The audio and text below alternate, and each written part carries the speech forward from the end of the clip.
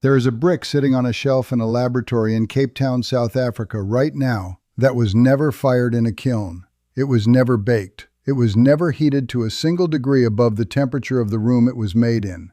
It started as a handful of loose desert sand and a cup of human urine, and in less than a week it hardened into a solid block that meets or exceeds the compressive strength of a standard 40% limestone brick, the kind your house is probably built with. No furnace, no fossil fuel, no 2,000-degree oven roaring through the night. Sand, urine, and a pinch of bacteria you can find in the dirt under your feet. The cost of materials to produce one of these bricks is so low, it is almost embarrassing to say out loud. The process is so simple that it could theoretically be done in a backyard, in a village with no electricity, in a refugee camp, on a construction site in the middle of the Sahara, anywhere there is sand, and anywhere there are human beings. Because where there are human beings, there is the other ingredient, and there is plenty of it. And the brick and masonry industry, a market currently valued at nearly $1.8 trillion globally, a market built on kilns that burn fossil fuels at temperatures north of 2,500 degrees Fahrenheit, a market responsible for roughly 8% of all the carbon dioxide humans pump into the atmosphere every single year, has had almost nothing to say about it. Let me tell you why. First, you need to understand what a conventional brick actually costs the planet, because this is the part nobody puts on the packaging. Every standard clay brick in your wall started its life inside a kiln. That kiln reached somewhere around 2,000 to 2,500 degrees Fahrenheit. It burned for days. It consumed coal, natural gas, or wood, sometimes all three. And during that firing, two things happened that nobody in the building supply store mentions when you are loading your truck. First, the fuel burned. That combustion released carbon dioxide directly into the air, the same way your car exhaust does, the same way a coal plant does, the same way every fire since the beginning of time has. Second, and this is the part most people never hear, the calcium carbonate inside the raw clay itself broke apart. It is a chemical reaction called calcination, and it happens automatically at those temperatures. The limestone in the clay literally splits apart and releases its stored carbon dioxide as a gas. So even if you could somehow fire the kiln with solar panels and wind turbines, the raw material itself would still be belching carbon into the sky just by being heated. A single traditional brick kiln can emit around 800 tons of carbon dioxide per year. Across South Asia alone, where most of the world's bricks are made, kiln emissions rival the output of the entire American passenger car fleet. Globally, the brick and cement industries together account for somewhere around 8% of all human carbon emissions. That is 4 times more than the entire aviation industry. Every plane on Earth, every flight, every contrail does not come close to what the brick business pumps out. And the world is about to double its building stock by 2060. More bricks, more kilns, more heat, more carbon, more of the same cycle decade after decade, because the entire industry is built around one assumption. You have to burn things to build things. That assumption is wrong. And the proof has been sitting in a laboratory for years, largely ignored by the people who profit from the burning. Here is what actually happens inside one of these biobricks. And I want you to understand the science, because once you see it, you will never look at a bag of sand the same way again. You start with loose sand, any sand, desert sand, river sand, quarry sand, the kind of stuff you can scoop up by the handful in most parts of the world for practically nothing. You pack that sand into a mold, whatever shape you want, a brick, a column, a tile, a paving stone. The shape does not matter yet because at this point, it is just a pile of loose grains sitting in a box. Now you introduce a particular kind of bacteria. The species most commonly used is called Sporosarcina pasteurii, and despite the complicated name, it is one of the most ordinary organisms on Earth. It lives in soil everywhere. It is not engineered. It is not genetically modified. It is not grown in some sterile clean room. It is a wild-type soil bacterium that has been doing the same thing in the dirt for millions of years before anyone thought to put it in a brick mold. What this bacterium does naturally, what it has always done, is produce an enzyme called urease. And urease does one very specific thing. It breaks down urea. Urea is the main nitrogen compound in human urine. It is the reason urine smells the way it does when it sits. It is a waste product your kidneys filter out of your blood every hour of every day. You flush it, you forget about it. It goes into the sewer and out to a treatment plant where they spend enormous amounts of money and energy dealing with it. But when urease meets urea, something remarkable happens. The enzyme cracks the urea molecule apart and produces two things: ammonium ions and carbonate ions. The carbonate ions then find the calcium ions that are naturally present in the urine, and they bond together. They form calcium carbonate. Calcium carbonate, the same mineral that makes up limestone, the same mineral that makes up marble, the same mineral that seashells are made of, that coral reefs are built from, that stalactites grow out of in caves over thousands of years. The bacteria are doing in days what nature does in centuries. They are precipitating limestone crystals directly between the grains of sand, filling the gaps, coating the surfaces, bridging the particles together into a solid mass. The sand does not melt. It does not fuse.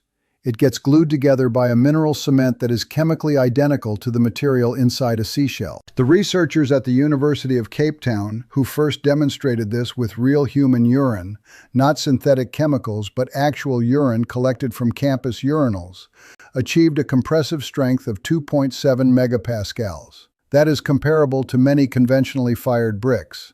And here is the part that makes the construction industry sweat. The longer you let the bacteria work, the stronger the brick gets. You are not limited by a kiln cycle or a firing schedule. You are limited only by patience. Let the bacteria grow the cement for a few more days and the brick gets harder. A few more days after that, harder still. You can tune the strength to the job just by adjusting the time. No kiln, no fuel, no fire, no 2,500-degree furnace, room temperature, ambient air, a mold, some sand, some bacteria, and the one raw material that 8 billion people produce every single day without even thinking about it. And the brick is only the beginning of what comes out of this process. Because here is what the researchers discovered that turns the economics completely upside down. Urine is not just a source of urea, it is a chemical warehouse. It makes up less than 1% of all domestic wastewater by volume, but it contains 80% of the nitrogen, 56% of the phosphorus, and 63% of the potassium. Those three elements, nitrogen, phosphorus, and potassium, are the holy trinity of commercial fertilizer. They are what makes crops grow. They are what the agricultural industry spends billions of dollars manufacturing synthetically every year, using a process called Haber-Bosch, which requires temperatures around 500 degrees Celsius and pressures of 150 to 300 atmospheres, and consumes roughly 1% of the entire world's energy output. The biobrick process captures those nutrients as a byproduct. Before the urine goes into the brick mold, it passes through a collection system that pulls out the phosphorus and converts it into calcium phosphate, a solid fertilizer. The remaining liquid, still rich in urea, then goes to the bacteria for brick production. And after the bricks are grown, the leftover liquid yields a second fertilizer rich in nitrogen and potassium. 3 products from one waste stream: a brick, 2 fertilizers, 0 waste, 0 emissions, 0 fire. The researchers described urine in chemical terms as liquid gold, and they were not being poetic. The world's natural phosphate reserves, the mined rock that underpins virtually all commercial agriculture, are running out. Some estimates give us 50 to 100 years of economically recoverable phosphate rock at current consumption rates. And here, flushing down every toilet on the planet, is a renewable source of that same element, available in every city, every village, every settlement with human beings in it. A brick company does not want you thinking about this. A cement company definitely does not want you thinking about this. A fertilizer company really does not want you thinking about this. Because what you are looking at is not just a building material. You are looking at a system that turns a liability into 3 assets, using no energy, no heat, and no industrial infrastructure that cannot be built with hand tools. Now, I have to be honest with you because this is where the story runs into the wall that every disruptive technology runs into, and it is not a wall of physics. The physics work, the chemistry works, the biology works. The wall is money. A company in North Carolina called BioMason has been commercializing bacterial biocement since 2012. They use a similar process, bacteria growing calcium carbonate between grains of aggregate at room temperature, and they have demonstrated that the resulting material meets commercial structural standards. They have raised over $65 million in venture capital. They have built the world's first commercial biocement factory in Denmark. They have contracts with the military. A major retailer signed on to tile its store floors with their product. And yet, walk into any building supply store in your town today and ask for a bio brick. Ask for a bacterially grown building material. Ask for a masonry product that was never fired. Watch the face of the person behind the counter. They will not know what you are talking about. The technology exists. It works. It has been peer-reviewed, published, demonstrated, and commercially manufactured. And the average homeowner, the average contractor, the average architect has never heard of it. Think about who benefits from that silence. The global brick market is valued at roughly $1.8 trillion. The Portland cement industry produces over 4 billion metric tons of cement annually. The kiln manufacturers, the coal suppliers, the natural gas pipeline operators, the HVAC companies that cool the buildings that were overheated by the energy-intensive materials used to build them in the first place. Every one of them has a revenue line that depends on the old way continuing. Nobody needs to hold a secret meeting. Nobody needs to sign a non-disclosure agreement. The incentive structure does the work all by itself. When your entire supply chain, from the clay pit to the kiln, to the delivery truck to the mason's trowel, is optimized around a 2,000-year-old process of digging up earth and burning it, you do not need a conspiracy to ignore the alternative. You just need inertia. You just need the next quarterly earnings call. You just need the comfort of doing what has always been done, even when what has always been done is cooking the atmosphere. The construction industry will tell you that biobricks are not scalable, that they are a laboratory curiosity, that you cannot build a skyscraper out of bacteria and urine. And right now, in some narrow technical sense, they have a point. The process is still being optimized. The throughput of a biocement factory is not yet matching the output of a massive industrial kiln complex that has had a century of engineering refinement. The supply chain for bacterial cultures and urine collection is not as mature as the supply chain for clay and coal. But consider this. Portland cement was patented in 1824.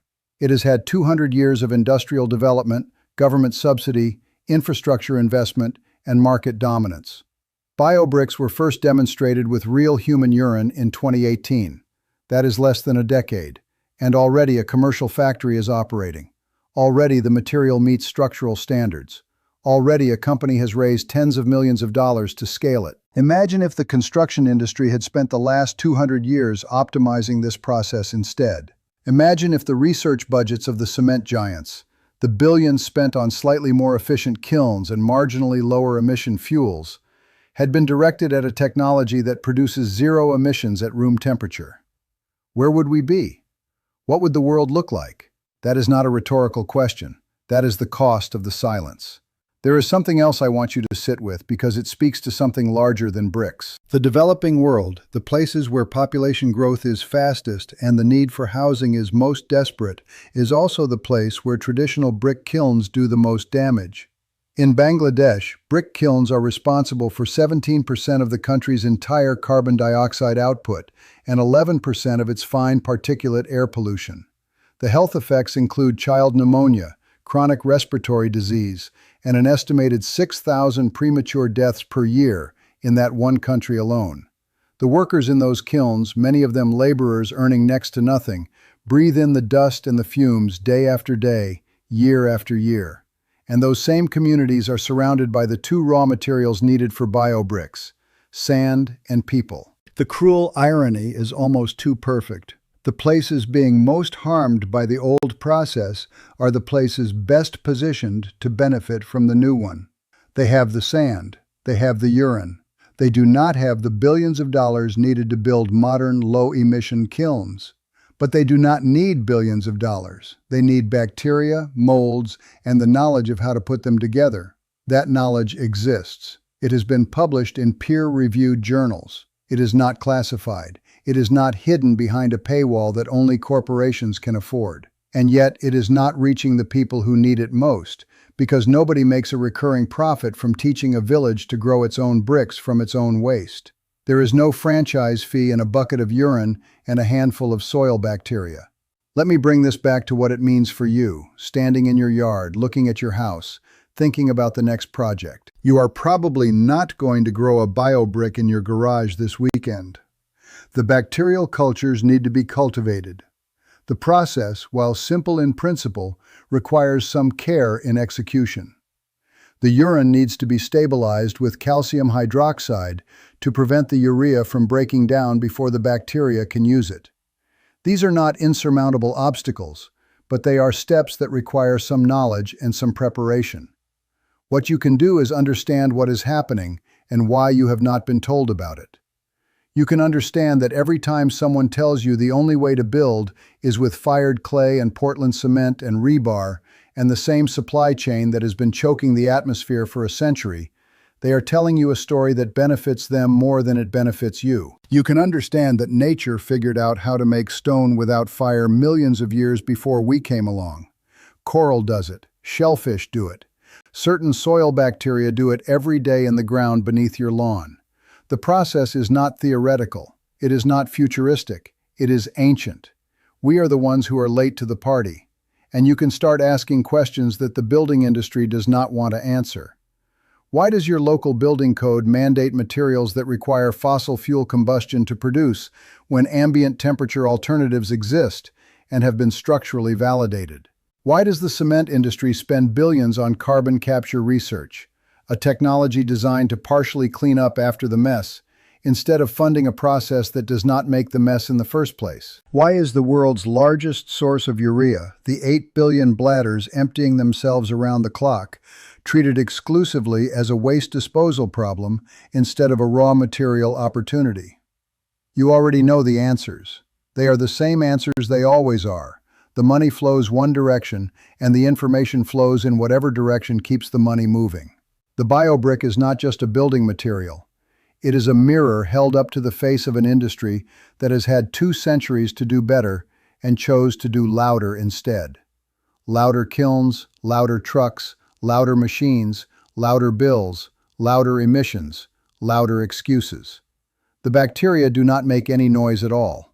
They just grow limestone in the dark, the same way they have been doing since long before there were industries to ignore them. The information that gets buried is usually the information that costs someone a fortune when it surfaces. This is one of those pieces of information. If you want to make sure you do not miss the next one, you know what to do. Stay here. The things they would rather you never learned are the things worth knowing most.